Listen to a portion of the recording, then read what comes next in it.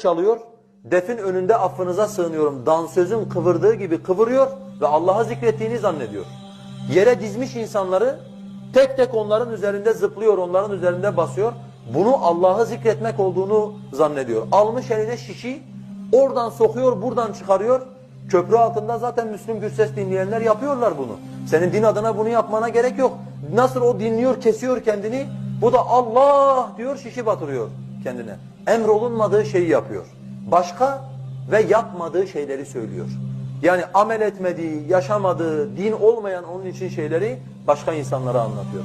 Böylesi insanlara karşı ne yapmak lazım? Allah belalarını versin, ne halleri varsa görsünler. Değil. Peygamberimiz diyor, kim onlarla eliyle cihad ederse o mümindir. Kim onlarla diliyle cihad ederse o mümindir. Kim onlarla kalbiyle cihad ederse o mümindir.